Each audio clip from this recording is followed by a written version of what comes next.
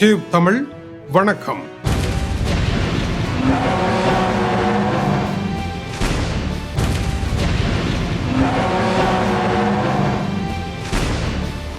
இன்றே போரை நிறுத்தினாலும் ஹோர்முஸ் நீரிணையில் விதைக்கப்பட்ட கண்ணி வெடிகளை இன்றே அகற்றி இயல்பு நிலையை கொண்டு வந்துவிட முடியாது. இது ஒன்று. இன்றே போரை நிறுத்தினால் வெற்றி யாருக்கு என்றால் அமெரிக்காவிற்கு இல்லை, ஈரானுக்கே வெற்றியாக விவகாரம் வந்து முடிந்துவிடும் என்பது போரை நிறுத்த முடியாது இருப்பதற்கான சிக்கலாகும். சர்வதேச விவகார நிபுணர்கள் ஏன் இந்த போர் ஈரானுக்கு வெற்றியாக அமைய போகின்றது என்பதற்கு குறிப்பிடுகின்ற காரணம், இவ்வளவு பெருந்தொகையான பணத்தை செலவீடு செய்து வரலாறு காணாத அளவிற்கு, அதாவது ஈரானுடைய 13,000 இலக்குகளின் மீது அமெரிக்கா குண்டுகளை வீசி மேலும் 3,000 இலக்குகள் தான் இருக்கின்றன. இன்று வரை ஈரானுடைய ரெவல்யூஷன் கார்ட் படை பிரிவினுடைய அதிகாரத்தை வீழ்த்த முடியாமல் இருப்பதும், அவர்கள் பழைய ஆணவத்துடன் இன்றும் இருப்பதும், அமெரிக்காவிற்கு அடிபணிய மறுப்பதும், அமெரிக்கர்கள் அடிபணியும் வரை போரை நிறுத்த மாட்டோம் என்று கூறுவதும், அவர்களை வீழ்த்துகின்ற வேளையில் அமெரிக்காவும் இஸ்ரேலும் ஒரு மாத காலமாக எதையும் செய்ய முடியவில்லை என்பது ஈரானை வெற்றி தளத்தில் நிறுத்தி வைத்திருக்கின்றது என்றும், 4 வாரமாக உலகத்தின் வல்லரசாகிய அமெரிக்கா இஸ்ரேலையும் இணைத்து கொண்டு இந்த போருக்கு வந்து 2 நாடுகளும் இணைந்து ஈரான் என்கின்ற ஒற்றை நாடுடன் போர் புரிந்து 4 வாரங்கள் கடந்து விட்டன. அவர்களினால் ஈரானை எதுவும் செய்ய முடியவில்லை. இது ஈரானினுடைய மகத்தான வெற்றி. இரண்டாவதாக, ஈரானினுடைய கடற்படை அழிவை கண்டிருந்தாலும் கூட ஹோர்முஸ் நீரிணையில் கண்ணி வெடிகளை விதைத்து தற்கொலை தாக்குதல்களை அரங்கேற்றி அதை தொடர்ந்தும் இயங்க முடியாமல் உலகளாவிய எரிபொருள் நெருக்கடியை ஏற்படுத்தி ஈரான் அதை கட்டுப்பாட்டில் வைத்திருக்கின்றது. அதை அமெரிக்காவினால் மீட்டெடுக்க முடியாமலும் இருக்கின்றது. ஈரானுடைய கார்க் தீவை இறங்கி கைப்பற்ற முடியாமல் இருக்கின்றது. இவ்வளவு காரியங்களும் நடைபெறாமல் இருக்க ஈரானுடைய தாக்குதல்கள் தொடர்ந்து நடைபெற்றுக் கொண்டிருக்கின்றது. அமெரிக்காவினுடைய நண்பர்கள் எல்லாம் அடிவாங்கி கொண்டிருக்கின்றார்கள். மத்திய கிழக்கில் அதை தடுக்க முடியாமல் இருக்கின்றது. அமெரிக்காவினுடைய பொருளாதாரம் அன்றாடம் மிகப்பெரிய அளவில் அழிவை சந்தித்துக் கொண்டிருக்கின்றது. போர் ஒவ்வொரு நாள் நீண்டு செல்ல செல்ல ஈரானுக்கே லாபமாக மாறுகின்றது. அமெரிக்காவும் இஸ்ரேலும் இழக்கின்ற பணம் பெரும் பணமாக இருக்கின்றது. சமகாலத்தில் ஈரான் அமெரிக்க ஆதரவாளர்களினுடைய எரிபொருள் நிலையங்கள், களஞ்சியங்கள், ஆயில் கட்டமைப்புகள், விமான நிலையங்கள், வர்த்தக நிலையங்கள் என்று சகல இடங்களையும் உடைத்து தகர்த்து கொண்டிருக்கின்ற பொழுது அவர்களும் பெரும் நஷ்டத்தை சந்தித்துக் கொண்டிருக்கின்றார்கள். இந்த போரினால் அமெரிக்காவிற்கு பெரிய நஷ்டமாக கதை முடியக்கூடிய சூழல் இருக்கின்றது. அமெரிக்கா போரை நிறுத்துகின்றது, 2 வாரத்தில் நிறுத்துகின்றது என்றெல்லாம் கூறி தன்னளவில் கதைகளை கூறி வந்தாலும் கூட அது தவறானது. போரை நிறுத்துவதா இல்லையா என்ற முடிவை எடுக்கக்கூடிய அதிகாரத்தில் இப்பொழுது ஈரான் தான் இருக்கின்றது என்று டென்மார்க்கினுடைய கோப்பன்ஹேகன் பல்கலைக்கழகத்தினுடைய ஈரானிய பார்சிய மொழி விவகார நிபுணராகிய ராஸ்முஸ் ஏலிங் கூறிய கருத்துக்கள் வெளியாகி இருக்கின்றது.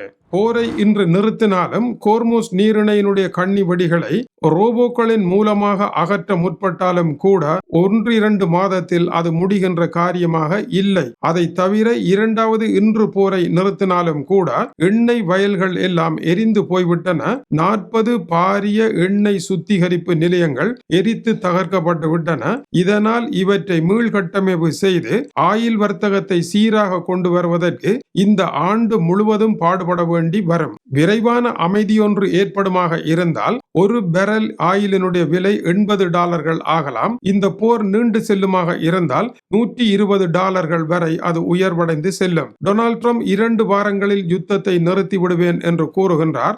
ஆனால் அவர் கூறுவதற்கும் ராணுவ கணிப்புகளுக்கும் இடையே மிகப்பெரிய இடைவெளி இருப்பதாக டென்மார்க்கினுடைய படைத்துறை ஆய்வாளர் ஆனஸ் புக் நீல்சன் கூறுகின்றார். காரணம், போர் இன்னமும் மோசமாக கூடிய சூழ்நிலையும் அமெரிக்கா முழுமையான தரைப்படையை ஈரானுக்குள் இறக்கக்கூடிய அளவையும் நோக்கித்தான் விவகாரம் சென்று கொண்டிருக்கின்றதே அல்லாமல் 2 வாரத்தில் முடிகின்ற திசையை நோக்கி அந்த போர் பயணிக்கவில்லை என்றும் அவர் சுட்டிக்காட்டுகின்றார். மேலும் சாதாரண ஒப்பந்தங்களினால் இந்த பிரச்சனை முடிவடைந்து விடாது, உள்ளக கட்டமைப்புகளை சீர்திருத்துவதற்கு நீண்ட காலம் எடுக்கும் என்றும் அவர்கள் குறிப்பிடுகின்றார்கள். இன்று போர் முடிந்தாலும் வெற்றிப்படியில் ஈரான் தான் இருக்கும். 4 வாரங்கள் உலக வல்லரசை தாக்குப்பிடித்த ஈரான் என்கின்ற பெருமையை எட்டி தொட்டுவிட்டது ஈரான். ஈரானினுடைய தேசப்பற்று உள்ளக ரீதியாக இப்பொழுது அதிகரித்திருக்கின்றது. ஈராக்கில் இருக்கும் ஆயுத குழுக்கள் மற்றும் லெபனான் ஆயுத குழுக்கள், ஏமன் ஆயுத குழுக்கள் எல்லாம் ஈரானை தங்களுடைய மாபெரும் தலைவனாக கருதக்கூடிய ஒரு பெரும் தேசியம் ஒன்று உருவாவதற்கு இந்த போர் காரணமாக அமைந்தது. ஈரானுக்கு கிடைத்த வெற்றியாகவும் ஈரானிய மக்களிடையே தேசப்பற்று வளர்வதற்கு இது காரணமாகவும் அமைந்துவிட்டது. ஈரானினுடைய கடற்படை உட்பட படைகள், உள்ளக கட்டமைப்புகள், பொதுமக்கள் வாழிடங்கள் எல்லாம் பெரும் சேதம் அடைந்திருக்கின்றன. ஈரான் இணையத்தை 1 மாதத்திற்கு மேலாக நிறுத்தி அங்கிருந்து எந்த தகவல்களும் படங்களும் வெளிவராமல் தடுத்த நிலையில் இருப்பதனால் உள்ளே என்ன நடைபெறுகின்றது என்று யாராலும் அறிய முடியாமல் இருப்பதும் உண்மைதான். இருந்தாலும் கூட ஈரானினுடைய ஆட்சி விழுந்து விடவில்லை என்பது வெளிப்படையான உண்மைதான். இந்த போரில் அடுத்த பெரும் பிரச்சனை இஸ்ரேல் தனிமைப்பட்டு விட்டது. ஏப்ரஹாம் உடன்படிக்கையின் மூலம் சவுதி அரேபியா உட்பட மத்திய கிழக்கில் பல நாடுகளை தன்னோடு படிப்படியாக இணைத்து சென்ற இஸ்ரேல் இப்பொழுது அவர்களை எல்லாம் இழந்து விட்டது. இஸ்ரேலினுடைய தாக்குதல் காரணத்தினால் இஸ்ரேலுடன் உறவு கொண்டால் எங்கே தங்களுக்கு பெரும் பிரச்சனை ஆகிவிடுமோ என்று நாடுகள் தலைதறிக்க ஓடிய நிலையில் இப்பொழுது இஸ்ரேலுக்கு யார் துணை என்றால் வெறுமனே அமெரிக்கா மட்டும்தான் துணையாக இருக்கின்றது. மற்றபடி மத்திய கிழக்கில் இஸ்ரேலுக்கு யாரும் இல்லாத வெற்றிடம் ஏற்பட்டிருக்கின்றது.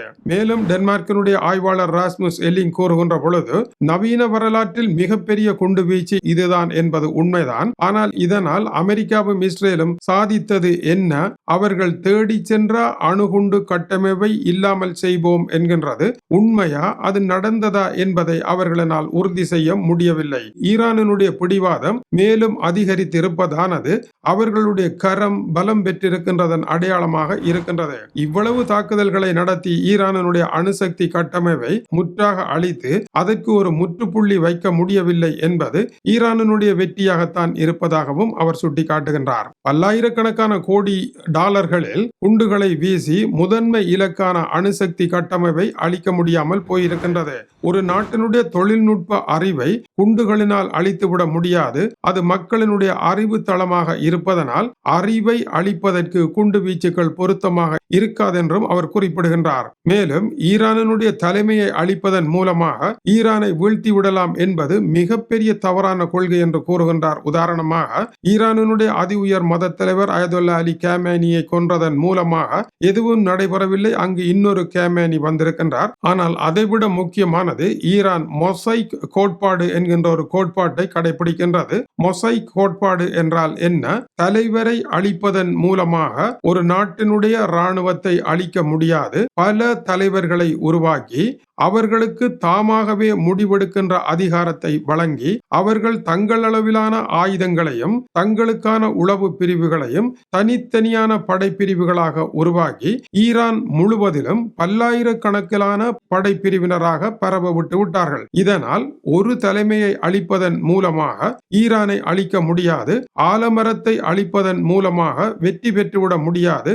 ஆலமரத்தினுடைய கிளைகள் நாடு முழுவதும் பரவி இருக்கின்ற பொழுது கிளைகளில் இருந்து ஆலமரம் நின்று பிடிப்பது போல உருவாக்கப்பட்ட கொள்கைதான் மொசைக் கோட்பாடாகும். ஈரான் எப்பொழுதோ இதற்கு தயாராகி இஸ்ரேல் அமெரிக்காவினுடைய நோக்கம் தம்முடைய தலைமைகளை அழிப்பதன் மூலமாக தம்மை வீழ்த்தலாம் என்று பகல் கனவு காணுகின்றார்கள். தலைமை என்பது அங்கு தேவையில்லை. ஆனால் ஈரானினுடைய அதிகாரம் தொடர்ந்தும் செயற்படக்கூடிய நிலையை அவர்கள் உருவாக்கி வைத்திருக்கின்றார்கள். ஆகவே ஈரானில் ஒரு புதிய ஆட்சியையோ இன்னொரு ஈரானிய குழுவையோ கொண்டு வர முடியாதென்றும் எல்லிங் கூறுகின்றார். ராணுவம் சிறு சிறு குழுக்களாக பிரிந்துவிட்டது. தனித்தலைமை, சொந்த வளங்கள், சொந்த உளவு பிரிவு என்று மாறி இருக்கின்றது. டொனால்ட் ட்ரம்ப் கூறுவது போல புதியதொரு குழுவினருடன் பேசுகின்றோம் என்கின்றார். அந்த புதிய குழுவும் இதில் ஒரு அங்கமாகவே இருக்கும். அந்த குழுவும் அமெரிக்காவை சரியான நேரத்தில் பொறிக்கிடங்கில் தள்ளிவிடுமே அல்லாமல் வேறு எதுவும் நடைபெறப் போவதில்லை. ஈரானில் பழைய கட்டமைப்பு தான் இயங்கிக் கொண்டிருக்கின்றது. அது புதிய வடிவத்தில் இயங்கிக் கொண்டிருக்கின்றது. இதுதான் இன்றைய ஈரானினுடைய பலமாகும். யுத்தத்தை நிறுத்துவதும் ஈரான் தான், ஹோர்முஸ் நீரிணையை திறப்பதாக இருந்தாலும் ஈரான் தான். இந்த பிரச்சனையினுடைய தீர்வே ஈரானாகத்தான் இருக்கின்றது. பிரச்சனையினுடைய தீர்வு வருகின்ற பொழுதும் உலகத்தில் ஈரானே மிகச்சிறந்த வல்லரசு என்கின்ற புகழ் கொடியை பறக்கவும் விடப்போகின்றது.